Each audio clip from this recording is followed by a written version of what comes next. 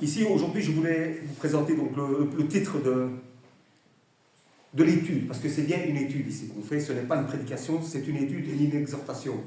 Donc, la parole, vous pouvez tous la partager, donc si vous avez des questions, vous pouvez la poser, parce que c'est une étude, ce n'est pas une exhortation.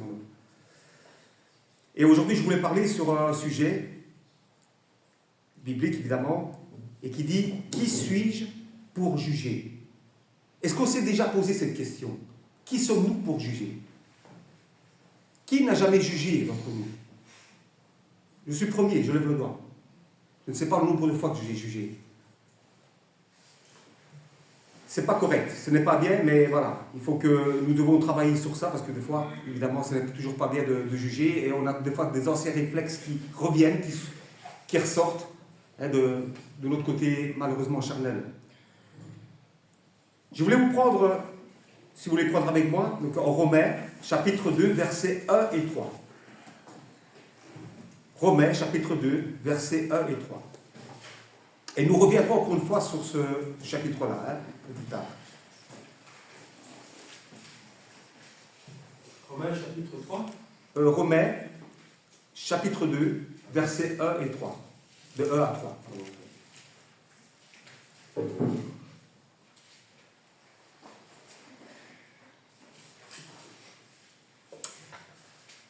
Ô homme, qui que tu sois, toi qui juges, tu es donc inexcusable, car en jugeant les autres, tu te condamnes toi-même, puisque toi qui juges, tu fais les mêmes choses.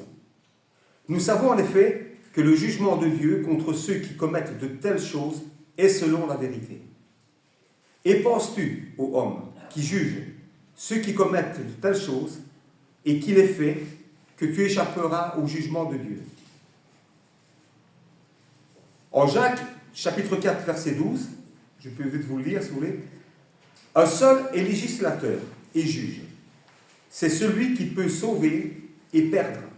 Mais toi, qui es-tu pour juger ton prochain? En lisant ces versets, nous devons nous poser cette question. Qui sommes-nous pour juger les autres? Car on sait que seul Dieu a le pouvoir de juger. Seulement voilà. Le mot juger peut avoir plusieurs sens, en dépendant du contexte. Il y a une différence entre constater, entre juger, estimer et condamner. Tout d'abord, quelle est la différence entre un jugement et une constatation? J'ai été voir un petit peu ce que le mot constater veut vraiment dire. Donc il dit, constater veut dire observer les faits de la réalité sans l'exprimer. Donc, constater veut dire observer les faits. On constate, on voit les faits. Quelque chose qui est dans la réalité, donc on le constate, mais on n'y met pas de commentaire, on ne dit rien. C'est rien qu'une constatation. Juger, par contre, signifie exprimer une conclusion ou une opinion sur quelque chose, en particulier sur une autre personne. Ainsi alors que le constat, il est passif, le jugement, lui, est actif. Maintenant, nous devons bien comprendre que juger peut être également une estimation afin de pouvoir aider notre prochain ou bien un frère. Je juge donc, j'estime qu'il a besoin, c'est dans le bon sens du terme. Donc ici, le mot jugement, ça veut dire une estimation. Nous estimons que ce frère a besoin. Comme tu as dit tout à l'heure, merci pour mon fils Yogi, le fait que vous faites. Donc on estime qu'il y a un souci pour lui pour le moment parce qu'il n'a pas d'appartement. Et qu'est-ce que nous faisons? Les frères, tous ensemble, nous estimons qu'il y a un petit souci, on aide, on intervient. Nous jugeons qu'il y a un souci. Donc déjà, le mot juger ici veut dire autre chose. On le prend dans le sens d'une estimation. Hier, par contre, j'ai eu aussi un pincement au cœur. Hier, pendant que nous étions ici avec les personnes qui étaient dans le besoin, nous savons très bien qu'il y a un couple qui vit carrément dans une tente depuis plus de 8 ans. Ils sont dehors. Et il est venu nous trouver, le gars. Il n'a rien demandé. Il a simplement dit, Hein, c'est ça, il a simplement dit j'ai un problème avec ma tirette de ma tente et on doit dormir avec la tente, avec la tirette ouverte. Et mes deux frères, ils ont eu le réflexe de dire attends, on va essayer de trouver une solution. Et en fait de repas, donc on l'a appelé et André lui a donné quelque chose. Donc une enveloppe avec des sous pour qu'il puisse aller s'acheter une tente. Voilà, là encore on estime. Il y a une estimation, on voit bien qu'il y a un souci, on voit qu'il y a un problème. Et qu'est-ce que nous faisons? Nous intervenons. On intervient dans le bon sens. Et ça, c'est important. Alors vous direz, le mot condamnation. Parce qu'on oublie souvent ici dans la Bible aussi le mot condamnation. Donc condamner signifie déclarer quelqu'un coupable en présumant une punition. À ce moment-là, le mot juger prend une autre signification parce qu'il est suivi d'une condamnation. Donc là, on juge quelque chose, mais on condamne. Et ça, nous chrétiens, nous ne devons pas le faire. Nous ne devons pas condamner notre prochain. Ça ne se fait pas. Que du contraire, nous devons prier pour cette personne au lieu de le condamner, de le juger et de le condamner. Donc si on reprend encore une fois Romains, chapitre 2, versets 1 à 3, je peux vous relire, donc je vais vous le relire. Donc si nous, ô homme, qui que tu sois, toi qui juges, donc dans ce cas-là, c'est toi qui condamnes. Tu es donc inexcusable, car en jugeant, donc condamnant les autres, tu te condamnes toi-même, puisque toi qui juges et condamnes, tu fais les mêmes choses. Nous savons en effet que le jugement de Dieu contre ceux qui commettent de telles choses est selon la vérité. Et penses-tu, ô homme, donc toi qui juges, donc toi qui condamnes ceux qui commettent de telles choses et qui les fait, que tu échapperas au jugement de Dieu. Ici, Dieu nous demande de nous remettre en question, ne pas juger et condamner. Donc, nous chrétiens devons premièrement constater, juger et non condamner, mais plutôt aider son prochain, éventuellement le reprendre, mais avec douceur, si c'est pour un frère ou si c'est pour une personne. Il y a un dicton qui dit « On ne sait jamais ce que les gens traversent. Alors il faut savoir réfléchir avant de juger, de critiquer ou de se moquer des autres. » Oui, parce que juger peut être accompagné d'une critique ou bien d'une moquerie. La Bible nous donne beaucoup d'exemples à ces sujets. Dans Matthieu, chapitre 7, verset 3, on peut lire « Pourquoi vois-tu la paille qui est dans l'œil de ton frère et ne remarques-tu pas la poutre qui est dans ton œil ?» Là, il faut être prudent aussi. Nous devons faire attention de ne pas regarder donc, la poutre qui est dans l'œil de notre frère, la paille qui est dans l'œil de notre frère, et nous la poutre que nous avons. Les humains ont tendance à exagérer les défauts des autres, tout en minimisant leurs propres faiblesses. Nous devons au contraire d'abord nous juger nous-mêmes, faire une estimation de soi, avant de dire quoi que ce soit. N'ayons pas peur de nous regarder devant une glace, que du contraire, n'ayons pas peur de demander à notre frère, même s'il le faut, de nous enlever la poutre qui est devant notre œil, ayons l'humilité comme le Seigneur. Donc avoir l'humilité et dire justement à notre frère, enlève-moi la poutre qui est dans l'œil. Parce que certainement, peut-être que je ne vois pas bien les choses et je ne me vois pas bien moi-même. Mon comportement, ma réaction, comme je réagis dans l'église par exemple. Donc au lieu de regarder la paille qui est dans mon frère, je veux que justement mon frère doit me faire la remarque. Écoute, j'ai pas tellement aimé comme tu as réagi avec telle personne. Ou comment tu as fait avec d'autres personnes, comme tu réagis, comme tu te comportes. Nous devons apprendre à savoir à accepter des remarques. C'est important. Parce que si nous n'acceptons pas les remarques, nous rentrons dans l'orgueil. Nous rentrons dans l'orgueil. Nous devons rentrer justement dans l'humilité, comme était le Seigneur. En Proverbe 21, chapitre 21, verset 2, il est écrit « Toutes les voies d'un homme sont droites à ses yeux, mais celui qui évalue les cœurs, c'est l'Éternel. » Une personne peut penser que son comportement est bon, mais le juge suprême est Dieu. Peu importe à quel point une personne se croit bonne, le Seigneur regarde le cœur et voit tous les péchés qui s'y trouvent. Donc voilà, moi je me suis bien, je suis un bon chrétien, je me comporte bien, mais je me vante là, mon Dieu. Non. Le Seigneur connaît notre cœur. Le Seigneur nous connaît. Il sait qui nous sommes. Nous ne pouvons pas nous le cacher. Donc, on peut peut-être cacher avec des personnes, mais pas de Dieu. Dieu est là, il nous voit. Il sait. Et il connaît nos cœurs. Il connaît nos réactions. Ne jugeons pas donc plus les uns les autres, mais veillez plutôt à ne pas placer d'obstacles ou de pièges devant notre frère. Romains 14, verset 13. Si un frère est faible dans la foi, nous devons au contraire l'accueillir. Ne jugez pas, et vous ne serez pas jugés. Ne condamnez pas, et vous ne serez pas condamnés. Pardonnez, et vous serez pardonnés. Luc, chapitre 6, verset 37. Au départ, le jugement et la condamnation ne viennent pas de Dieu. Ce sont les conséquences humaines du choix humain. Si vous voulez prendre avec moi, en Luc, chapitre 18, versets 10 à 14, vous devez certainement vous rappeler de cette histoire donc, qui reprend donc, le pharisien et le publicain.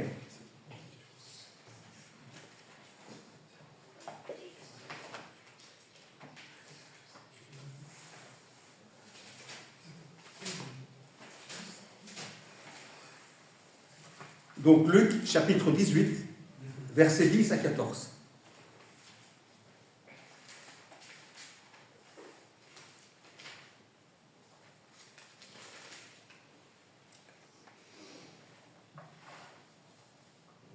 Deux hommes montèrent au temple pour prier.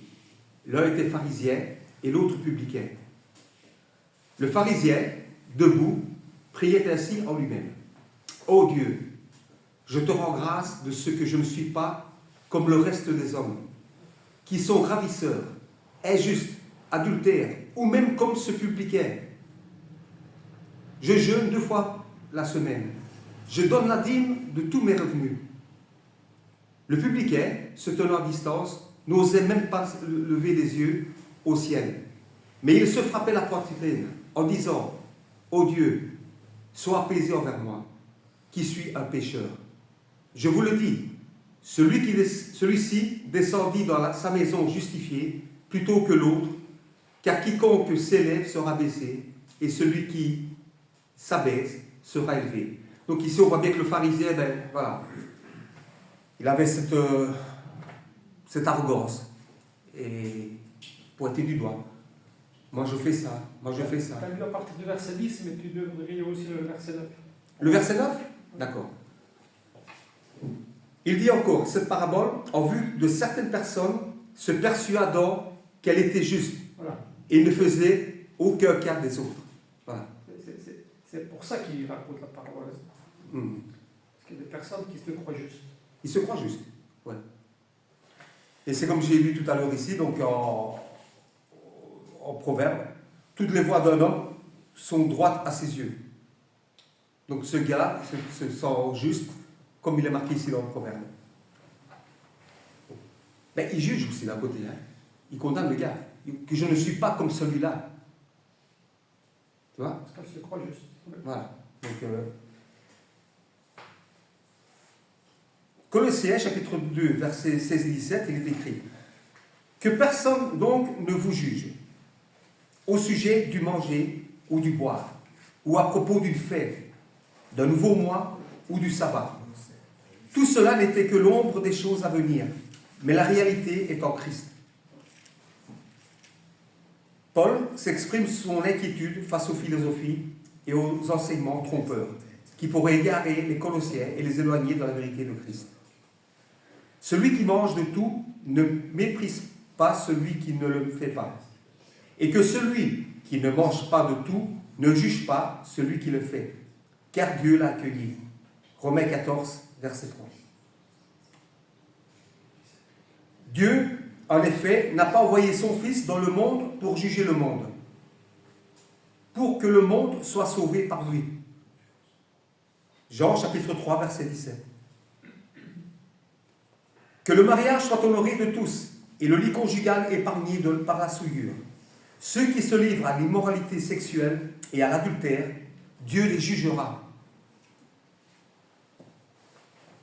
Et là encore, ce n'est pas à nous de juger. Si on constate des choses, ce n'est pas à nous de juger et ce n'est pas à nous de condamner. On constate les choses, mais on ne veut pas condamner. On ne peut pas condamner.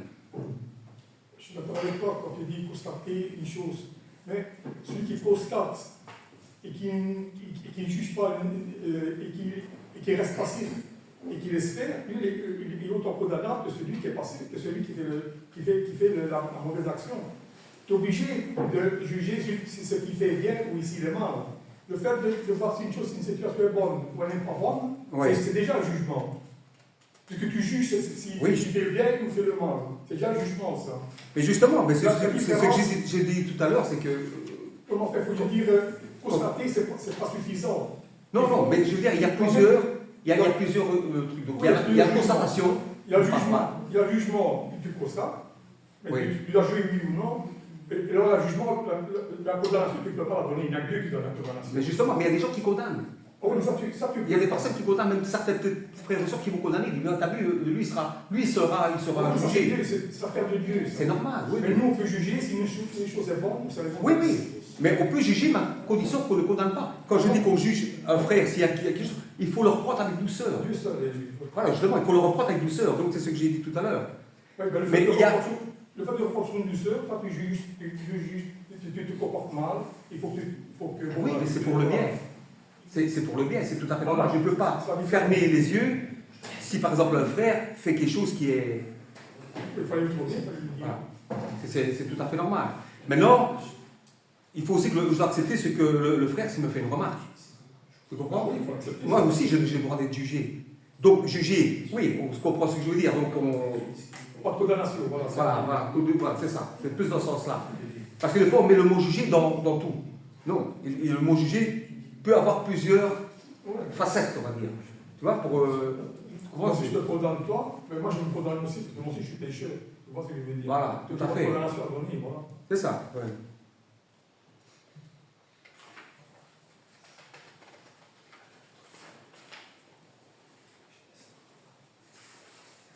Donc ici, par exemple, en Romains 14, verset 13, si un frère est faible, donc si je juge qu'il est faible dans la foi, nous devons au contraire l'accueillir. Tu comprends? Parce qu'ici, je juge, je fais une estimation. Je juge qu'il est faible dans la foi. Donc, on ne doit pas rester les bras croisés. Il faut essayer de l'aider. Donc là, c'est une sorte de jugement. Mais des fois, on confond jugement, condamnation et tout est mélangé. Donc, c'est ça qu'il faut faire attention. Tu vois? Donc, moi, je veux dire que le mot jugement peut vouloir dire beaucoup de choses. En Luc chapitre 6, verset 37, ne jugez pas et vous ne serez pas jugés, ne condamnez pas et vous ne serez pas condamnés, pardonnez et vous serez pardonnés.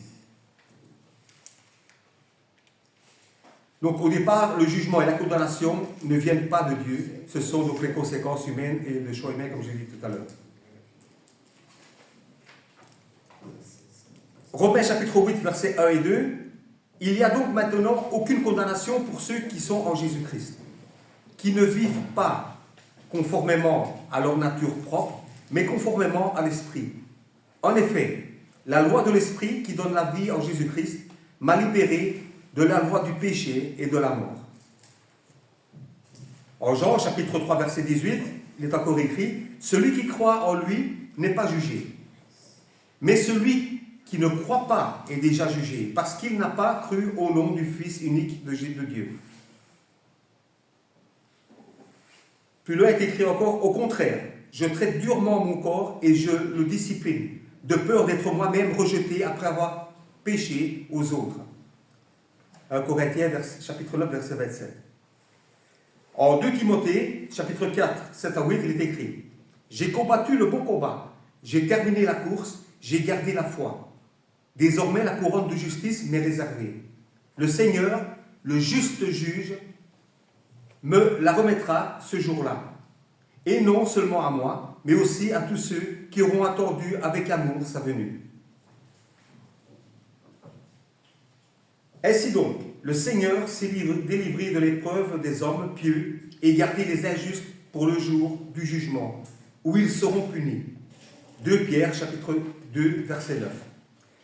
Avant tout, mes frères et sœurs, ne jurez pas, que ce soit par le ciel, par la terre ou par une autre forme de serment.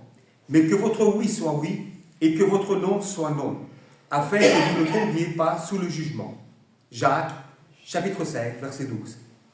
Et enfin, pour terminer, en Marc, chapitre 16, verset 16, il est écrit « Celui qui croira et qui sera baptisé sera sauvé, mais celui qui ne croira pas sera condamné. » Mais ce n'est pas à nous de le dire. Tu ne crois pas, tu n'es pas baptisé, tu n'es pas sauvé, et tu seras condamné. Donc ce n'est pas à nous de dire qui sommes-nous pour condamner, en fait, sur tout ça. C'est qui sommes-nous pour condamner. Parce que la condamnation, c'est quelque chose qui est à perpétuité quand ce sera au ciel. Ce sera pour toujours. Donc ce n'est pas nous, petits que nous sommes. Qui sommes-nous pour pouvoir condamner? C'est Dieu seul qui condamne. Et lui seul. Donc nous devons chercher à faire attention quand nous parlons et à bien interpréter les choses. Et surtout, d'aider notre prochain. Amen. Amen.